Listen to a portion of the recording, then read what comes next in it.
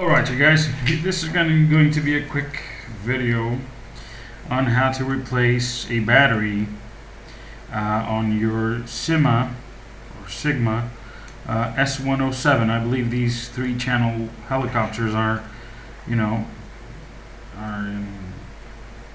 in right now, so a lot of guys own these guys, and they do not have a proper protecting let's say system regarding the batteries. So you guys drain them out, maybe too much, and the LiPo cell over there goes astray.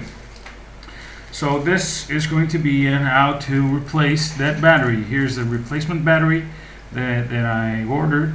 Now this one is a little bit, has more, it's let's say bigger than the one that comes originally on this one. This is 240 milliamps. I'm still not sure of how much is the original one. We're going to check. So first of all, start removing these screws over here, this small screw over here and the other one on the other side. Do not pull this too hard, because there's an LED over here that you need to be careful with. So there's a couple of cables that go over there into the canopy, so you need to be careful taking the canopy out. Just remove it like this into its side. Now let's take the battery out. It's glued with double-sided tape. It came out. This one, well, it doesn't say. I don't really know how much is it.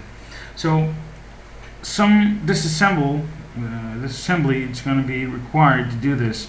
You need to take out the PCB board in there in order to take this out and unsolder it and solder the new one over here. So let's do that.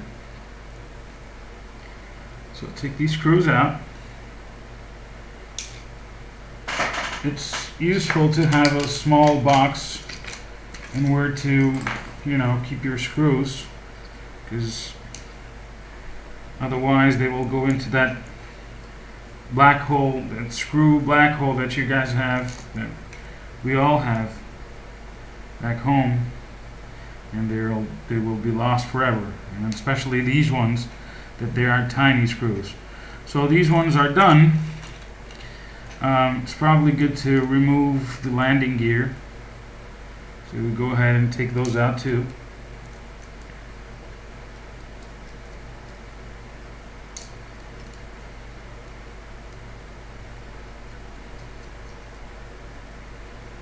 So this way it's going to be easy to work with.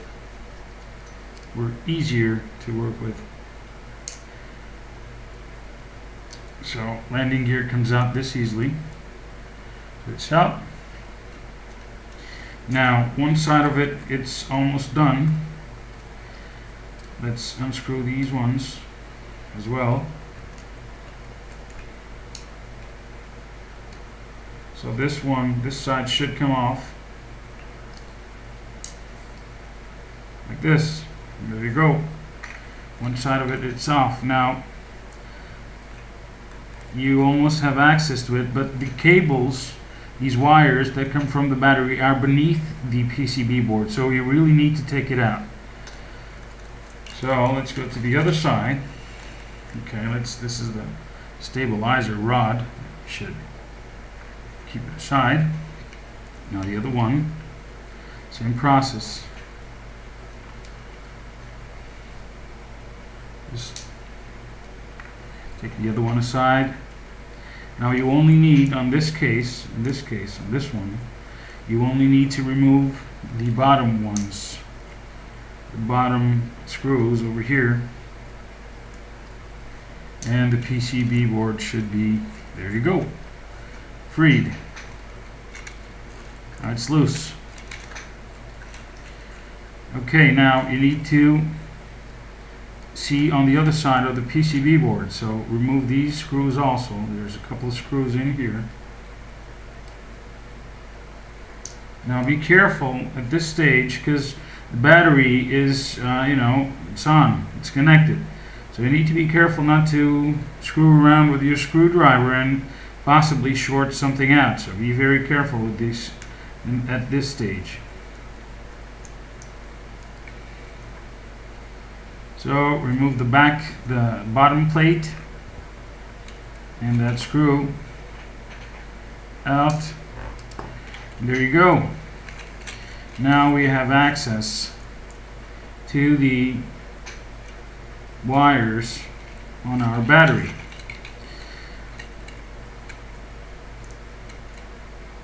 A lot of wires over here, but this isn't too hard. So the battery wires are the two on each side, the top ones on this end, and on this end, this is negative and positive. Make sure you memorize that because you don't want to switch polarities. Now, what I should have done already is heat my soldering iron. I didn't do it. I'm going to connect it and just let it heat, build up some heat, and we'll be back when it's heated. We'll be back and we're going to finish it. Okay? See you in a bit. So now the soldering iron is hot enough. Now here's a quick tip on these kinds of procedures. You know that LiPo batteries are very touchy when regarding short circuits. So when shipped, usually these kinds of batteries, they come protected like here, and it's insulated. The negative wire, it's insulated against any short circuit during transportation or whatever. So you need to be very careful with this because they don't really like short circuiting. If you do, it's bye-bye cell, and this is on a one-cell battery. It's dead if you short circuit it. So good thing to do is do it like this. You only remove the negative insulation when you already have the positive wire connected in. So let's take the old battery out. Now be careful not to burn yourself up or remove unwanted wires, and if you do so, just memorize them and pay attention to what you're unsoldering. So we know that this top end one is the positive, and this now is the negative one. Could be kind of tricky, but it's imperative that you have a hot soldering iron. Why? Because on these kinds of procedures, you don't want to apply too much heat to the wires and the PCB, or you could otherwise burn it, and you don't want that. Now, a good thing is to apply a little bit of solder. Now, keep in mind that this is some small soldering points, so you don't want too much solder, just a little bit, in order to have that little blob over there that I just put in. Okay? And now let's go.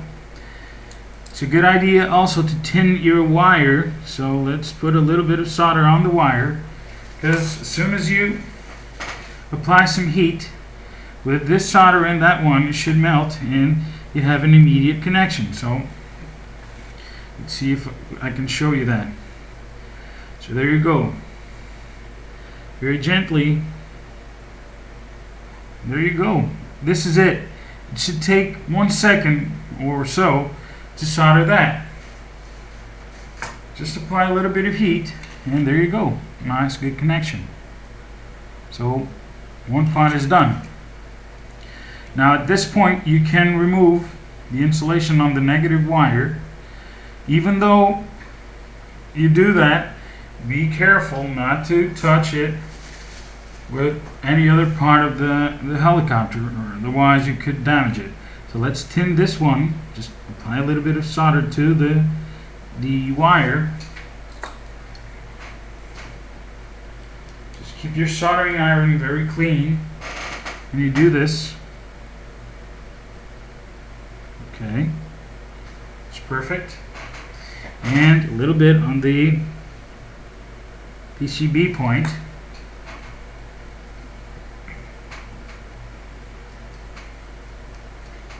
And now same thing, just a little bit of heat. Be very careful with it. And there you go.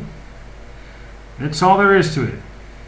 Okay, there you go, nice connection. Now you can test this by turning it on, and there you go, LED's on. So it's connected. There it is. Nothing to it. Now all you need to do is put everything back together, and I'm going to try and do that very quickly.